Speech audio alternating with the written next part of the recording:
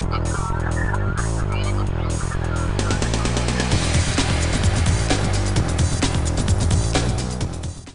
edition of Mac Voices is sponsored by ProXPN, the virtual private network service.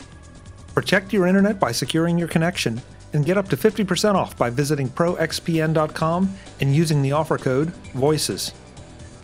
And by the MacVoices Dispatch, our weekly newsletter, to stay up to date on all the MacVoices news. Subscribe from our front page or at macvoices.com/newsletter. Welcome to Mac Voices. This is the talk of the Mac community. I'm Chuck Joyner. Folks, we're back on a bit more regular schedule now, and that means we are going to have our first visit for 2016 from Mr. Joe Kissell. Joe, it's great to see you. Nice to be here as always. I can't believe we're into March and I haven't had you on. I know things have been busy for me, and I know they've been busy for you. So I guess we have some stuff to catch up on. Yeah, sometimes we have to be strategic about which books we cover and which ones we don't, because there's always stuff, and there will definitely be more stuff after this. Well, I'm glad to hear it. Yeah. This time, we're going to talk about the second edition of Take Control of Dropbox. Right on. I'm looking forward to this simply because Dropbox is one of those services that I do use. I really love it. But I have this funny feeling that maybe I'm not using it to its current potential because things have changed, excuse me. I know that some features have come, some features have gone. Yes. So it's an evolution. Yes. So you're going to bring us up to speed with everything that Dropbox can do right now. Yes, everything in the next. So, I mean, it's the kind of a funny thing because I have been using Dropbox since it was in beta testing, like way before it was released to the public. I've been in since almost day one, and it's been a part of my computing life. It just seems so normal and natural. Of course, there's always going to be this folder that syncs among all my devices. That's just normal. And the very fact that I've been using this for so long and have become so accustomed to it, even though I wrote a book about it a few years ago, has sort of led me into an odd place of complacency because I get used to Dropbox being a certain thing and behaving a certain way, and that's how I use it. And then when I actually start looking into what else it can do, I'm a little bit shocked. So the first edition of this book was pretty short. It was like 97 pages long, and I thought, well, I'm going to cover I'm going to, leave what was there and update it, but I'm also going to cover all the new things that the previous version didn't cover, things that have appeared over the last couple of years. And I just started writing, and I'm like, oh, we're going to need another chapter. Oh, we're going to need another chapter. And then before I knew it, I'd added more than 50 pages. So the book massively ballooned in length, and I could have kept going. At some point, I just had to stop and say, this will be enough.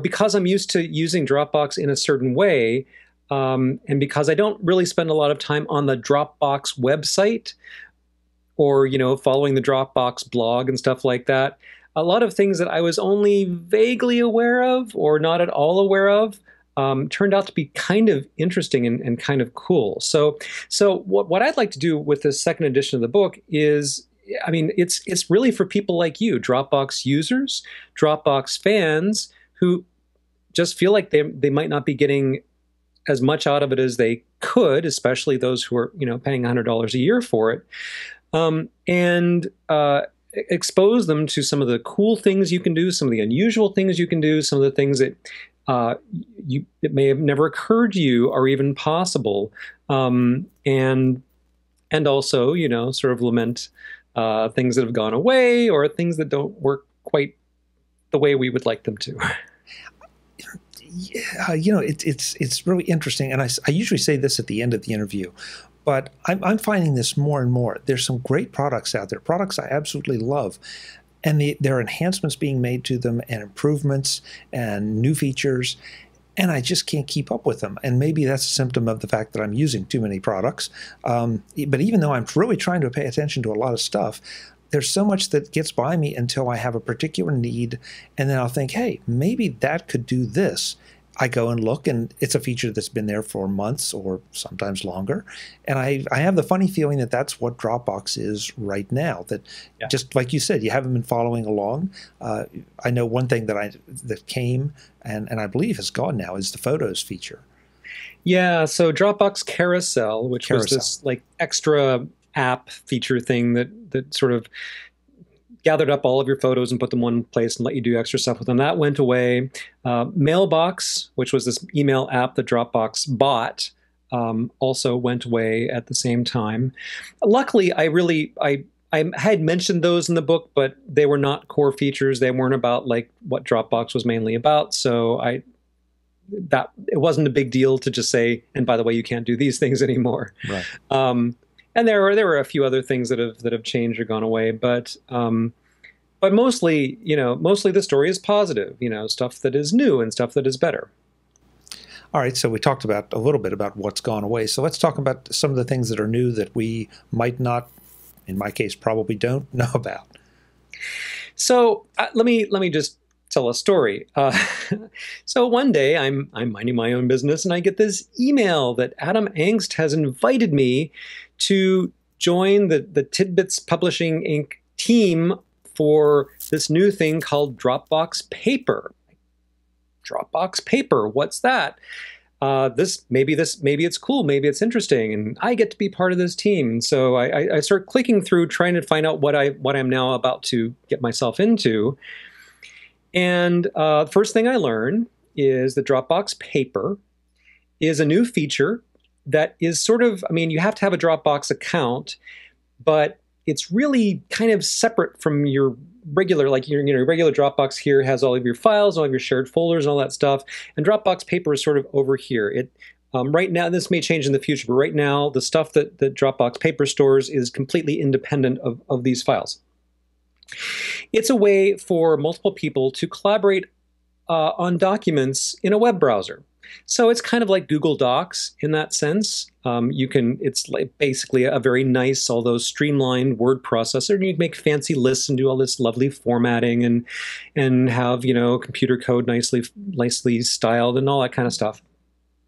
And your friends, coworkers, members of your team can all work on editing this document collaboratively in real time. And then you can have lots of these documents that are great for, meeting minutes and brainstorming and project plans and all these kinds of things. So that's nice. That's cool. Not that there aren't many other ways to do that already. We have, iWork lets you do that, and Google Docs and Microsoft Office has their version of it. And there are lots of things out there that are kind of like that. But okay, built into Dropbox, why not? Let's try it.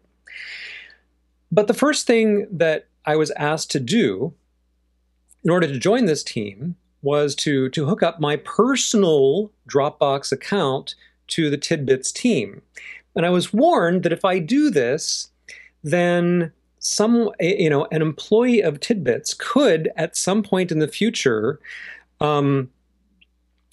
upgrade to Dropbox for Business, at which point they would basically have complete control over all of my documents. They would have, they would have complete control over my personal Dropbox.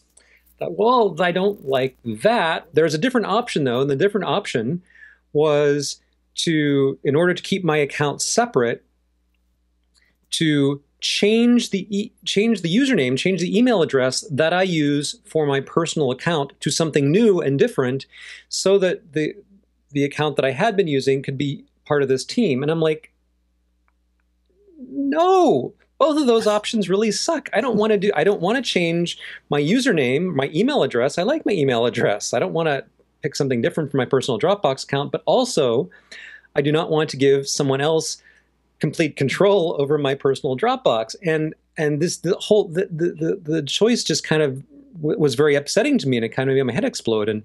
And everybody else in Tidbits who got the same invitation and walked through the same steps is like, no, we don't want this. This is awful. And so, however great the actual feature might be, the actual functionality of Dropbox Paper, and it's nice, it's pretty cool. we kind of got stuck at the sign up phase because it was designed with the assumption that all the people you're inviting are going to be connecting their work-only Dropbox accounts. They're probably going to have email addresses in the same domain as you, tidbits.com. Oh, it's a business, so it's going to be Joe at tidbits.com and Chuck at whatever. You know, we're all going to be in the same domain, and these are going to be Dropbox accounts that we already use exclusively for work. We might also have a personal account on the side, but that's different. That's irrelevant. We're just connecting up our work accounts together so we can share work stuff together. And so there's Dropbox Paper, which is the working on documents together. But then there's also this related thing called Dropbox Team, which is basically a way that coworkers can access shared folders together, and you have lots of interesting controls over permissions and sharing and so forth. So because Dropbox's design assumptions were very different from my assumptions, because it wasn't really explained very well in this introduction that I got sent, and because they just really didn't think this through, in my opinion. They didn't offer the third choice, which was what I really wanted, which was keep your personal account exactly as it is, change nothing, but now create a new account that's just for work. I was really put off by it. So I've now figured it all out. I've worked through setting up my own team and deleting it and setting it up again and deleting it, like going through all these different, doing it for Dropbox Team, doing it for Dropbox Paper, joining somebody else's team, starting a team of my own, all this kind of stuff. And now that I've worked through all this, like all these different branches of possibilities, I kind of get what you can do and what you can't do. I still think there are really significant design flaws, but at least I understand them now, and so I can talk someone through them. I say, now, when you get to this point, you're going to hate all the choices, so here's what you can really do. But this is the sort of thing where if you're just sticking files in a folder and letting them sync, you're not going to be aware of the very existence of these things, which may be really, really useful to you for your business, for your nonprofit organization, for your family, for your group, for your team. But also, if you encounter them kind of out of the blue, like I did, like you didn't read up on it first, and then somebody just sends you an invitation, and you click, and you're like, what am I getting myself into? Situations like that are what I'm trying to solve, what I'm trying to document for you in ways that Dropbox themselves will not document. I'm trying to say, here's what's really going on, and here's how to deal with it. Interesting story that you just told, because I had the same experience. We implemented Dropbox for Business at the office, and we had precisely the same issue, that some people had to change the email address on their personal Dropbox. When you do, it's great, because now you have a personal Dropbox and a business Dropbox, and never the two shall meet. Right. Up to this point, though, I don't think that there was a way, and correct me if I'm wrong, to have a Joe at tidbits.com Dropbox and a Joe at joeontech.com. Right. So one of the things that Dropbox did, I don't remember the exact timing, whether it was the same time that they rolled out Teams or whether it was, I don't know, but they now have the capability anyway that you can have both a team or business account and a personal account, and you can be, sorry, something happens and all my devices say, you got the thing. Didn't put on the do not disturb mode. There might be a few more dings, but we're just going to deal with them. So let's say, you're using a Mac and you have, you're used to just having one account. Now you can have two accounts. You can be logged into both of them at the same time, and you can switch between them basically as easily as clicking on a different folder. So it's not like you have to sign out and then sign into a completely different account and wait for all your stuff to sync. It's not like that. You can have both. Yeah. And that wasn't always the case. And I don't remember quite when they created the option to have them both there. So that's nice that you can do that, although there are always catches. And one of the catches is, you can only be on one team. So if you have, if I want to be on the Tidbits team, I cannot also be on the Alt Concepts Incorporated team. I cannot be on both the Alt Concepts team and the MacVoices team or whatever. Whether we're talking about a business account or a team that's independent of Dropbox for Business, it comes down to the same thing: is there's one team and then there's one personal. Unlike, for example, 1Password. Well, 1Password for Teams, you can be on half a dozen teams if you want. It's no problem. They all interact very nicely together, but not so with Dropbox. So that was another thing that I found kind of weird and frustrating. And it's this assumption that not only are you using this just for work, but that you only have one employer. Like, I'm a freelancer, I mean, I have an employer technically, but I also work for a number of other organizations and companies, and it's just not the case that I only have one business entity that I deal with. So, but at least I know. Sure, and it may come. I mean, this is an evolution, it seems. Of course, because they are working and making changes, making additions. So we can both be hopeful. Absolutely. Ask me again in 2 or 3 years, might be a totally different story. Right. If you would, go back to the collaborative documents for just a second. Sure. How good a job do they do? Because we've had this conversation about how syncing is hard. And believe me, I've just gone through some situations that, prove syncing is hard. How well do they do change tracking or attribution to who's making what additions or deletions to the document? Yeah. The intention of Dropbox Paper is not, if you have something like Microsoft Word or Apple Pages or Nicest Writer, conventional, traditional word processors where one person works on a document, it freezes it at a moment in time, next person works on it, makes changes, and if you use the change tracking mode, then you can see, this person crossed out this and added this. Google Docs can also sort of do that, not as elegantly, not as well, but Google Docs can't do it in exactly the same way, because in Google Docs, two people could be editing the same paragraph at the same time. And so it's a different model. And in Dropbox Paper, the intention really is that people are going to be working on a document together collaboratively. It's not going to be frozen at a moment and then someone else is going to take a turn and make their changes and then somebody else is going to take a turn. So it's not as good, in my opinion, for figuring out who made what changes when. But one of the things that you can do, both in Dropbox Paper and just generally in Dropbox now with almost any document, is commenting. So you can attach a comment to any word, paragraph, whatever, have a whole conversation there in the margin. It's not like something that will change the document or print out with the document or whatever, but you can have a conversation about stuff that you want to change or questions you want answered or whatever, independent of the content of the document. And that can, in some situations, take the place of really proper, rigorous change tracking. But I'm just saying that there's a challenge with change tracking due to the very nature of multiple people literally typing in the same document at the same time.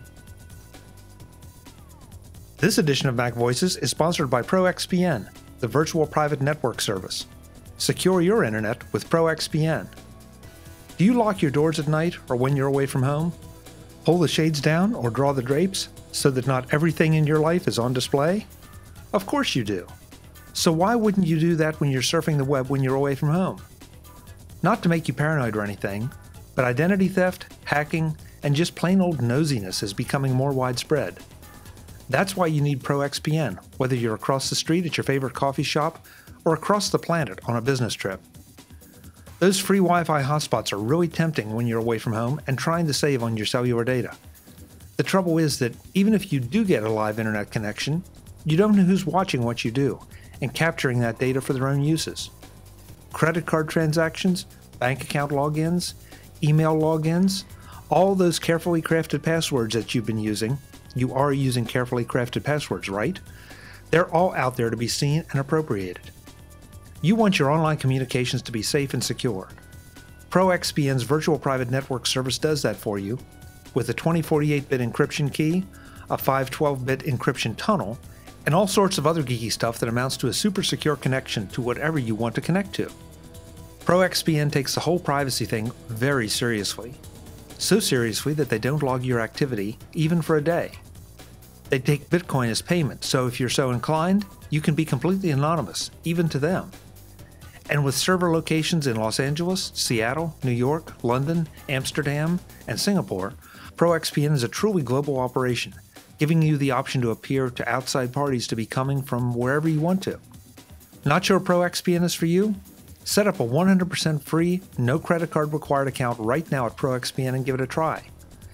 Even better, if you use the code VOICES, you can get one of the premium accounts for up to 50% off. Surf safe and secure no matter where you are on your Mac, iPhone, or iPad with ProXPN at proxpn.com and do it for up to 50% off using the code VOICES. Secure your internet. Thanks to ProXPN for their support of MacVoices. Tell me if this is a good place to do this now, or if we want to do it just a little later in the discussion. Should we start folding in Dropbox for iOS, or is that a little preliminary for the discussion? Oh, sure. So, I mean, one of the things I talk about in the book is that Dropbox for iOS as well as for Android has lots of new features. The mobile apps are far more capable than they used to be. They support comments, they support teams, they support having both a team or a business account and a personal account. They support integration with Microsoft Office and Acrobat Reader and stuff like that. So I talk quite a lot about the mobile apps in the book, as well as accessing Dropbox on the website and in Windows and in the Mac OS X Finder. So it's absolutely fair game. Okay, as an aside, I don't think a lot of us really.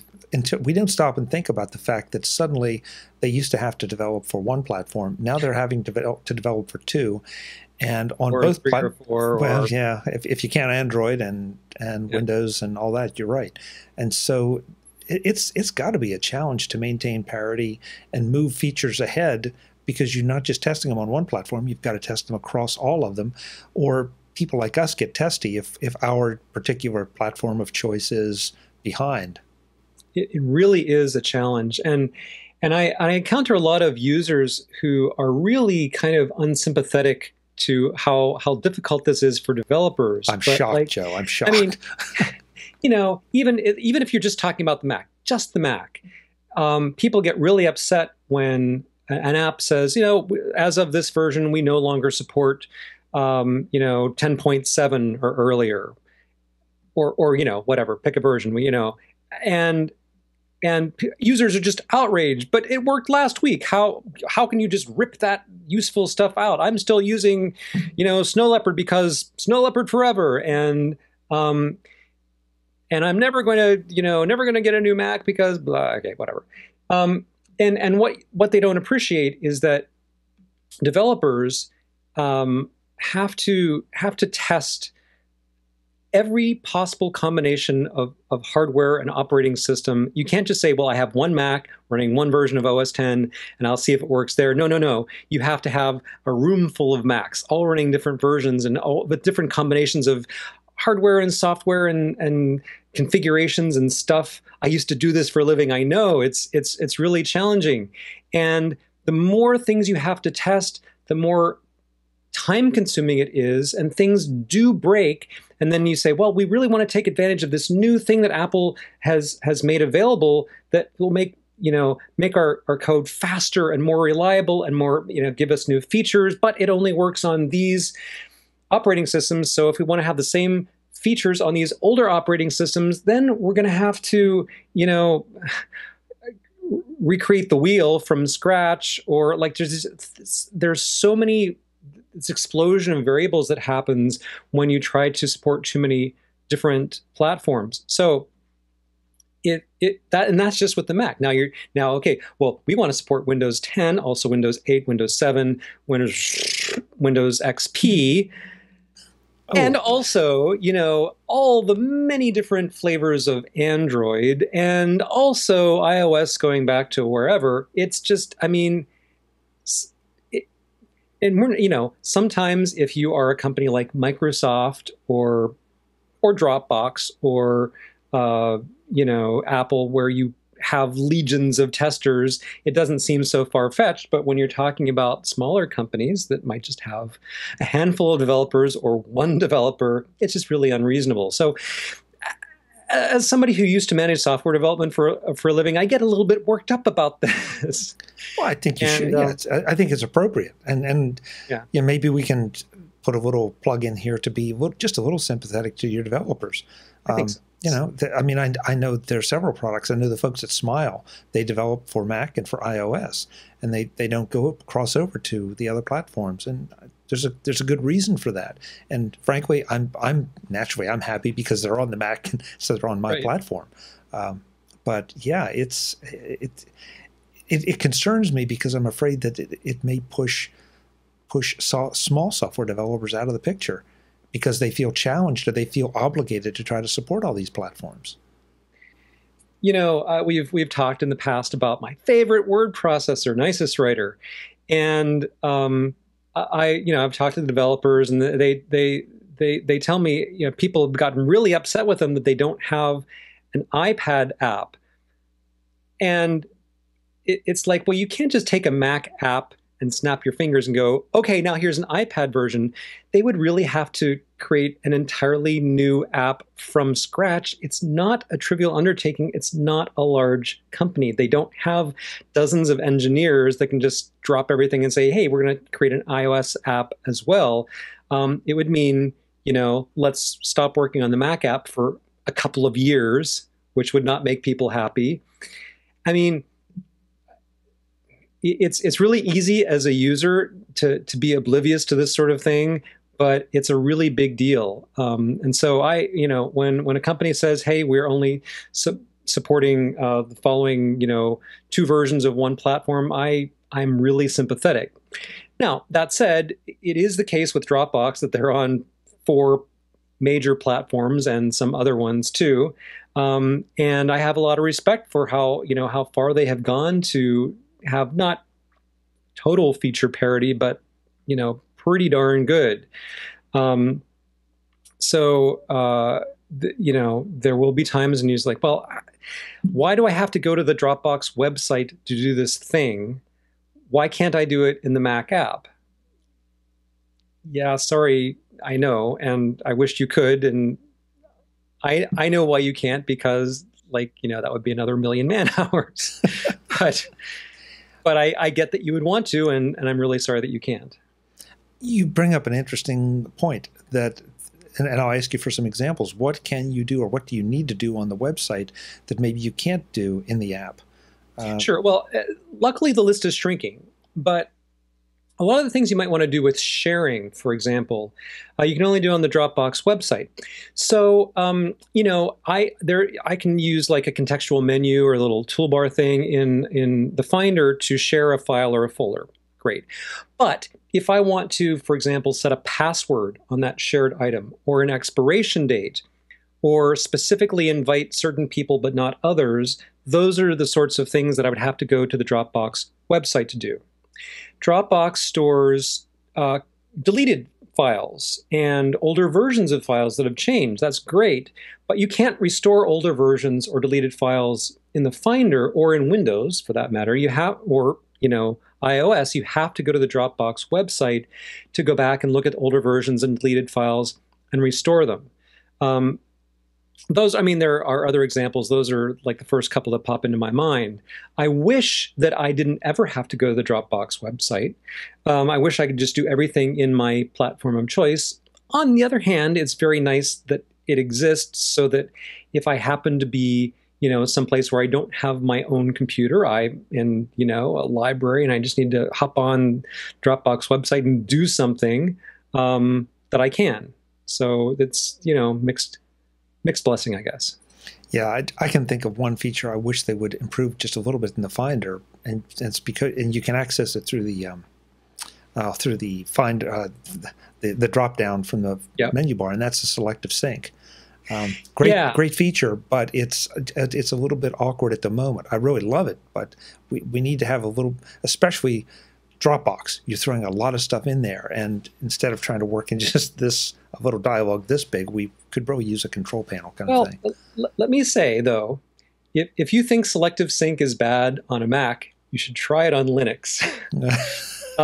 Because I have a Linux server running Dropbox, and I have to use selective sync because I do not want all my personal documents syncing to some public server someplace. But the process of setting up selective sync, through a command line interface over SSH on a Linux server is really kind of mind blowing. And there's no, you can't even, the process is you go through this procedure to install Dropbox on Linux and set it up and get it started syncing. And it's immediately going to start syncing everything. And then you have to start turning stuff off. You can't tell it to not sync things up front. You have to wait till they've started to sync and then say, no, don't sync this anymore. And then the commands to do this are really odd and really obscure. And even once you've got them right, it sort of takes forever for them to take effect. I've been through this a few times. It's really, really annoying. So by comparison, the way you do it on a Mac or Windows PC seems not that bad at all. The tone of our conversation, I don't want folks to think that Dropbox is a bad service or it's not useful. Of course not. No, if anything, I absolutely love it. I love the ability to put something in one spot on my Mac and have it be available to all my Macs, have it to be available to all my iOS devices. I've found everything that they've done to be pretty well thought out. Maybe not as smooth as you want, but pretty darn good. Okay, so here's the metaphor.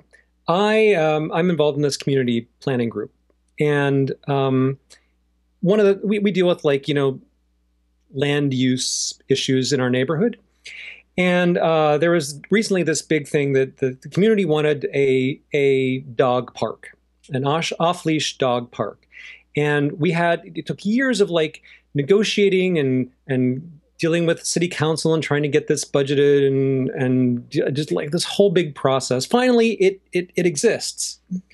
So our latest meeting, a representative from our city council member's office came in to update us on the progress. And she said,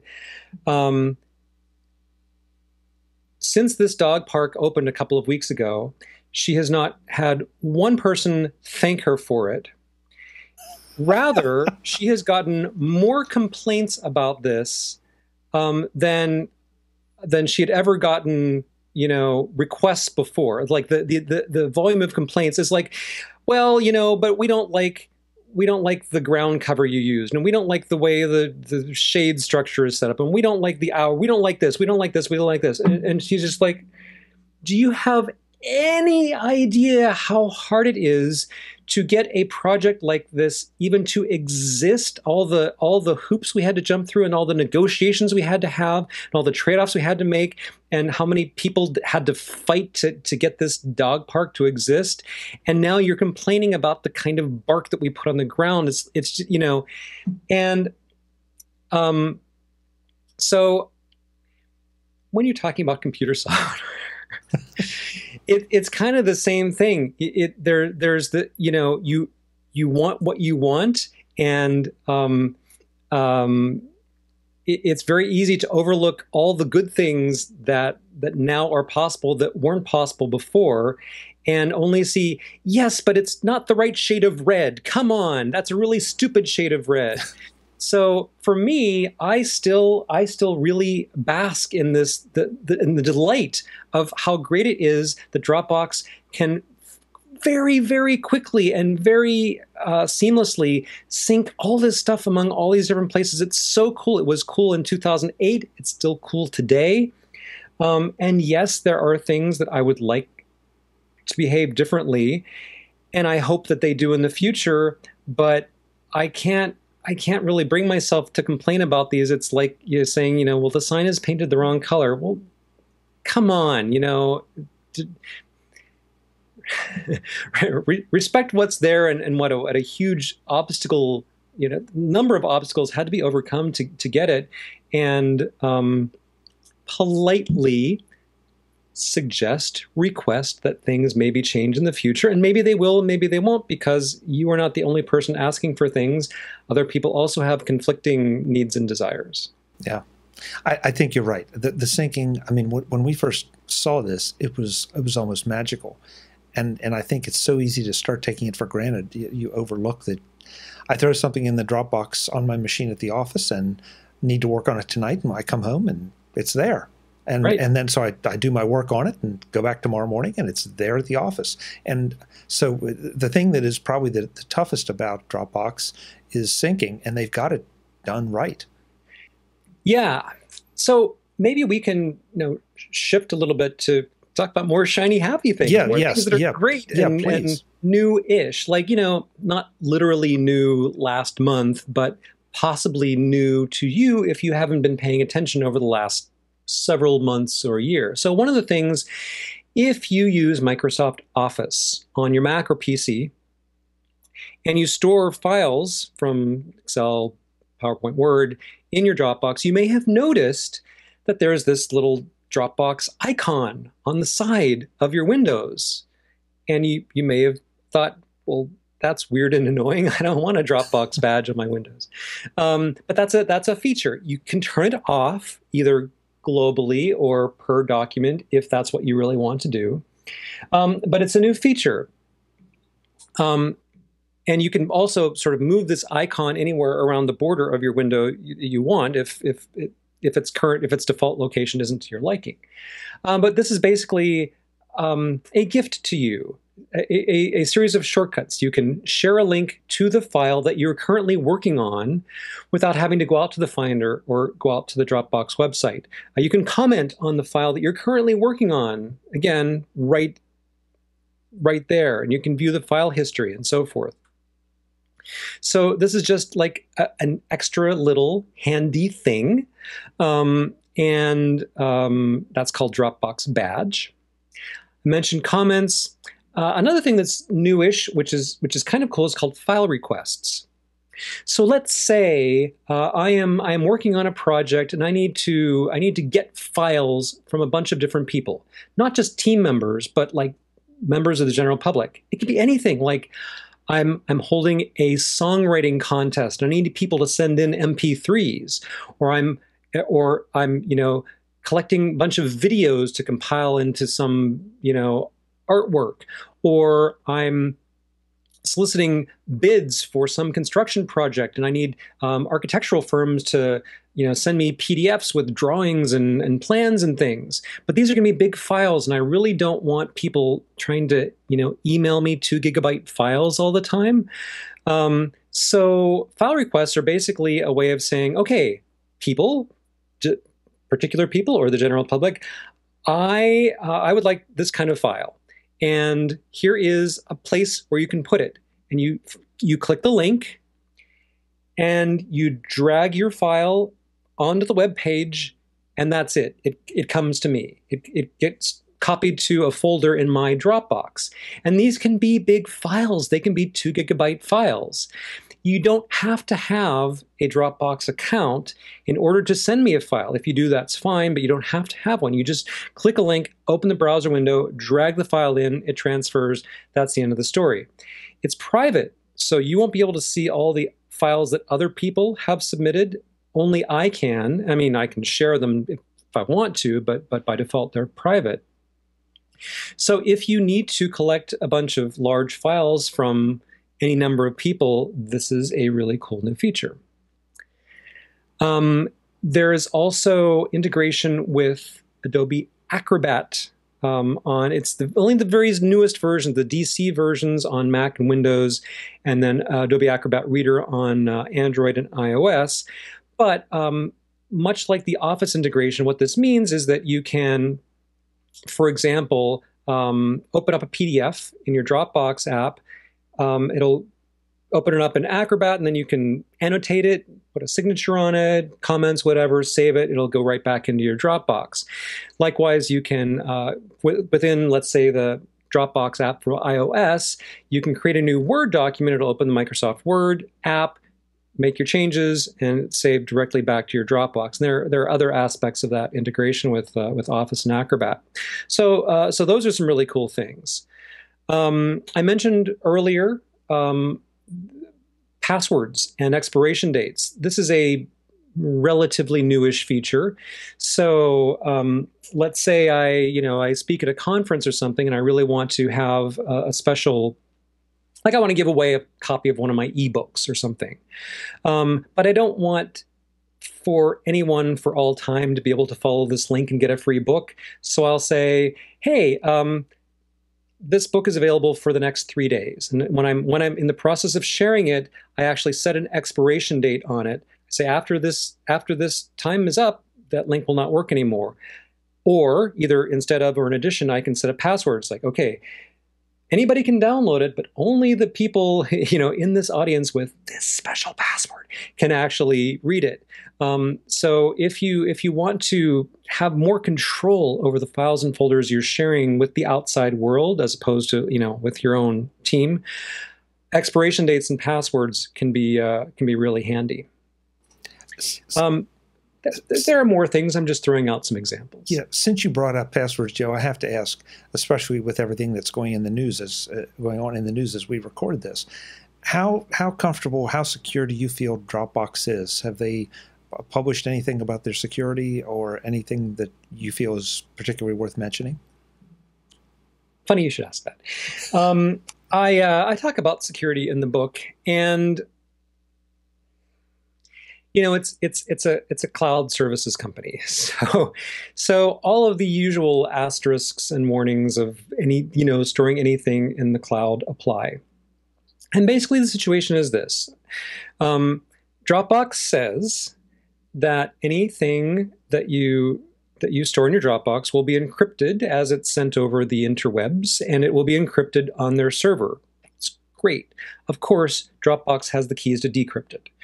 So what this means, and you can go to their website and read this whole story about all of their security policies and the controls they have in place to prevent unwanted access. But the bottom line is that if somebody goes to Dropbox with a subpoena, search warrant, court order, they can get your stuff. It's not protected from outside parties because the company does have the encryption keys. Now, if that's a problem for you, as it well may be, you are perfectly free to encrypt something on your own before you put it in your Dropbox. On a Mac, you can create an encrypted disk image with disk utility and stick stuff in there, and you're golden. Of course, you'll be restricted in the sense that you can only view that stuff on another Mac. There are other third-party encryption utilities that you can get, like Boxcryptor and Vivo, that will run on your Mac, on your iOS device, on your whatever. And their sole purpose is basically to do what I'm describing, which is to encrypt stuff locally before it gets sent to the Dropbox servers, so that you have basically 2 layers of encryption, one of which Dropbox cannot penetrate. All of these sorts of things will cause extra inconvenience for you. You will have an extra password to enter, you'll have extra software to run, and so forth. But that's sort of life in the cloud. I mean, the only way Dropbox can do a lot of the magic it does is by being open. So there are, I have no idea, hundreds, thousands of different apps that can use Dropbox for data storage. Hey, I throw a PDF in my Dropbox and I can access this with many, many, many different apps on my iOS device, Android, Windows, whatever, not just in the Dropbox app itself. But as soon as that's encrypted, well, I can't read it there. I can only read it in the app that actually encrypted it. And so this wonderful flexibility we get of being able to sync everything everywhere comes at a cost. And that cost is it can't be encrypted in such a way that the individual apps can't get at it.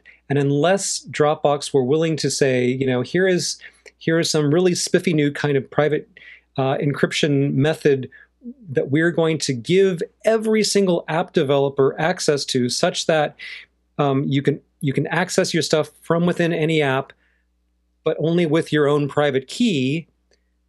I mean, this situation is always going to be the case. And I think it's just knowing what I know about the technology, I think it's a little bit unreasonable of anyone to expect Dropbox to do that. That does not serve their interests. But basically, it is reasonably secure. It's not completely secure, and you just have to know what you're getting into going in. I would not put super sensitive documents in Dropbox without encrypting them first in some other way. If I did, and that information got out, that would totally be on me. Yeah, and this, I will not take us down this path. I just will say it, though, that this is kind of at the heart of the FBI versus Apple thing, that Apple doesn't have the keys. The FBI wants them to make them. Dropbox does have the keys, so if they show up at Dropbox's door, Dropbox is going to say, sure.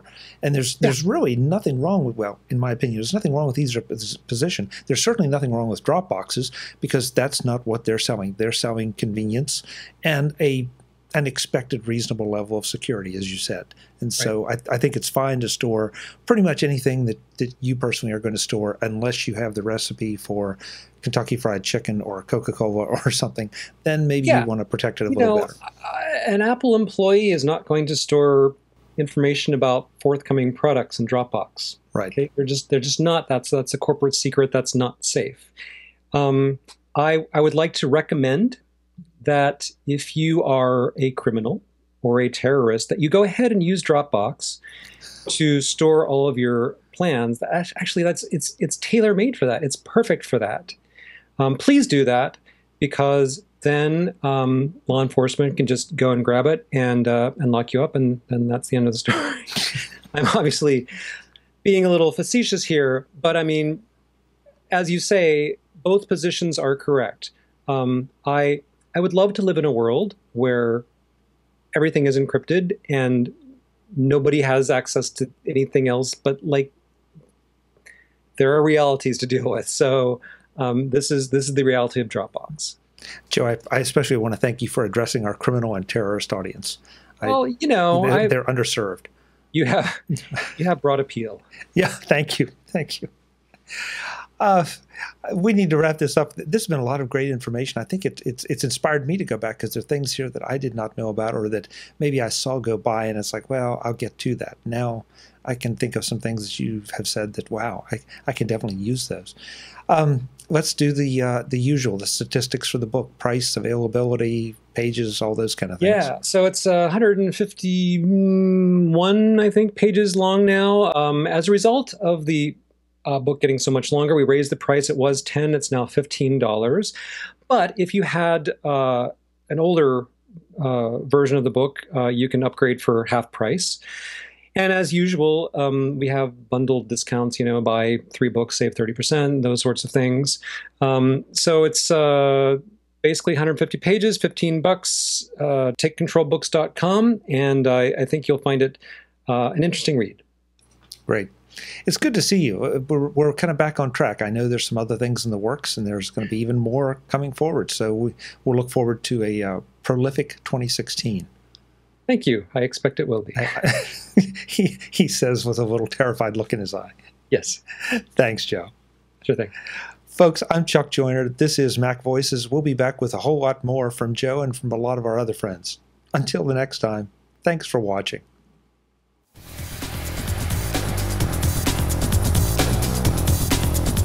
Visit MacVoices.com for links, show notes, to subscribe, to connect with Chuck on Twitter, Google+, YouTube, Facebook, LinkedIn, and the MacVoices blog. Subscribe to our weekly newsletter, the MacVoices Dispatch, to stay up to date on all the latest MacVoices news from our front page or at macvoices.com/newsletter. Do more with your Apple tech by subscribing to the free MacVoices magazine on Flipboard by visiting macvoices.com/magazine. Advertising and sponsorships handled by Backbeat Media at backbeatmedia.com. Bandwidth provided by CacheFly at cachefly.com.